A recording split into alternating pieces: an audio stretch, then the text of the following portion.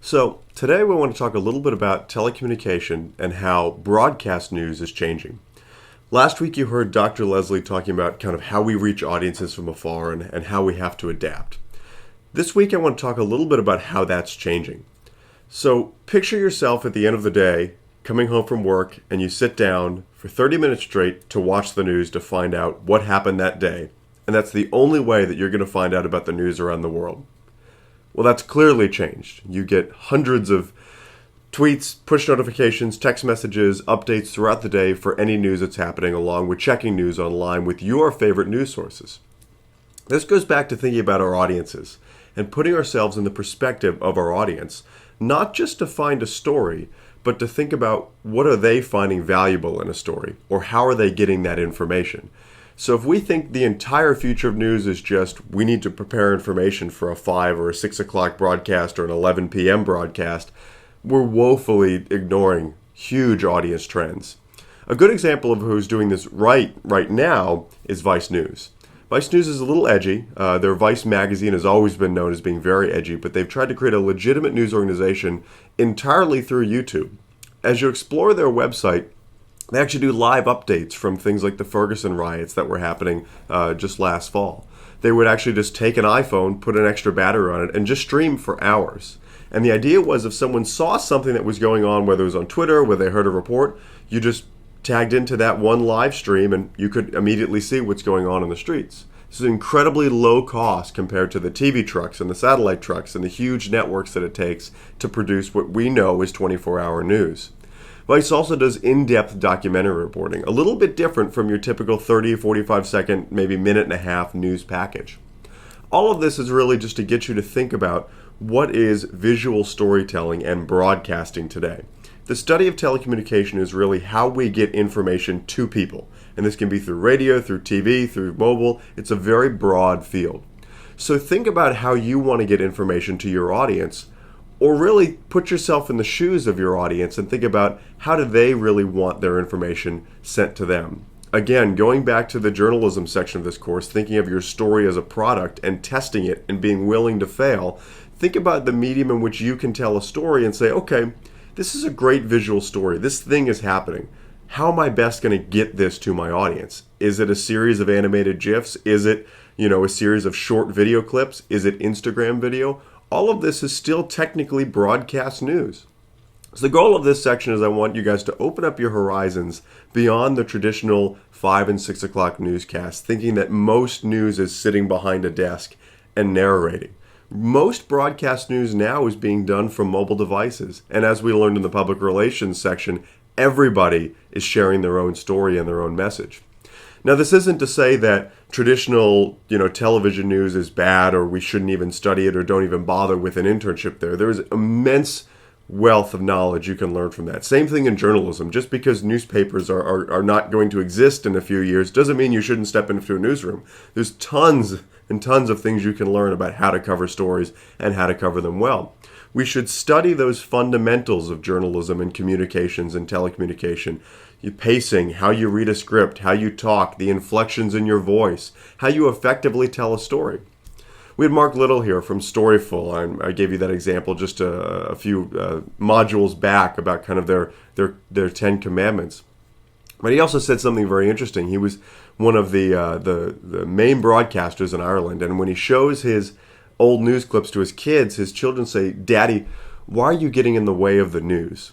And I thought that was very poetic because I think the next generation of consumers are really going to think about why is someone getting in the way of the story?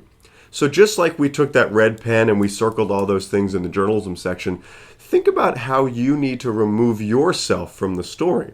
This is a big criticism that I have of a lot of large broadcasting networks that, things don't happen unless CNN says that they're there and it's happening. That's a little bit to the extreme, but it does have a point where if we need to remove ourselves from the story, how do we let our audience tell our story? And if you've ever interviewed anybody, it's very difficult to have an interview of someone to completely tell their own story. When they do, it's TV gold because you really can step back. A lot of what we have to do as television broadcasters is explain something that's complex, just as Professor Foley talked about that in our journalism section. So for the rest of this module, we have you pitching some news stories for more of a traditional broadcast. We have you looking at Vice News. We have you looking at some of these alternative methods to broadcast. But really think about how your audience is going to get that information and how you would visually tell a story. What types of video would you get? We call this B-roll. If someone's talking about this event that happened, this flood was the worst flood they've had in years, they couldn't believe it happened. Well, what types of pictures are you going to show? Are we going to show pictures of the flood? What types of shots would you get? Would it be a medium shot? Would it be a wide shot to show everything? Would it be a really tight detail shot? A lot of times it's a mix in between. If you've ever watched really any television before, you notice that most shots don't stay on the screen for more than 5 or 10 seconds. So if you're really interested in this type of field, think about one topic, one thing. So whether that person is just saying, let me teach you how to make a peanut butter and jelly sandwich. Okay. What are the shots you need to tell and to show an audience member how to make a peanut butter and jelly sandwich? You're clearly not going to have someone just sit there in front and narrate the entire time. Here's my step 1, 2, 3, 4. You're going to show them these steps. You're going to show a wide shot of a kitchen or a tight shot of them cutting off, the crust if they don't like it, or how they spread the jelly if they have a specific way. This is a very small example of a very simple thing, but now expand that to a very complex issue. How am I going to explain immigration reform? Or how am I going to explain the Affordable Health Care Act? Or how am I going to explain the Supreme Court ruling? Huge topics to think about, which you really have to dig deep and say, okay, what visuals can help explain this? And then that gets into the whole ethical debate of what visuals are ethically explaining this. If you watch one news channel that explains the immigration reform, you're going to see a wealth of different visuals to showcase what is immigration reform. You could see people signing bills in Congress. They could show border crossings. They could show illegal immigrants. They could stereotype on who is an illegal immigrant. Many, many, many, many questions to ask, all of which will be addressed as you go through TV and American Society and Intro to Telecom, and you see about how we can tell those different stories. But to wrap up, at the very beginning, even if you just have the slightest interest in broadcasting or really in communications in any form, think about how you can show your audience that story. Think about how you can remove yourself from the story, still be that mobile television truck, still be that one-man band, but think about what's the best way and the most pure form that your audience is going to really consume that information, because ultimately you want your audience to trust you as a source, but you want your audience to really understand what's going on, to share your content. Your network is much more powerful, like we said in the public relations chapter, if you're facilitating a group of discussion. If you can create content that can be shared, that can be passed around. If it's just you talking, probably not going to be as shared and passed around. Rarely do we say, oh, did you hear what that anchor said last night? Those are the days of Walter Cronkite and Edward R. Murrow. Now we say, did you see that? Have you seen this clip? And our users are very good at filtering out what they don't like. We can see it really quickly because we've all been on the internet and we all see what goes viral very quickly. It's those visuals, that good audio, that way that people can connect to that story. Just like we want someone to connect to a brand in advertising and public relations. Hope you're enjoying it so far. If you have any questions, shoot me an email. We got a quiz coming up. Our next module is going to be on branding, which I'm really excited to talk to you guys about.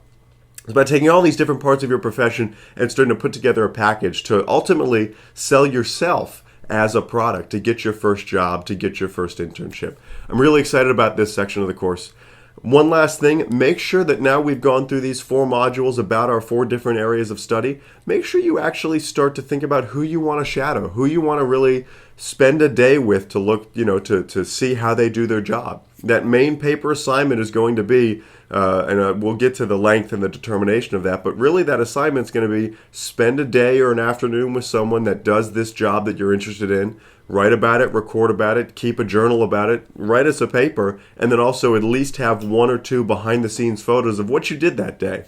The whole purpose of this is for you to ask those questions, for you to really start to dig deep of, is this a career you might be passionate about, something you might want to be interested in? Until next time, have a great day.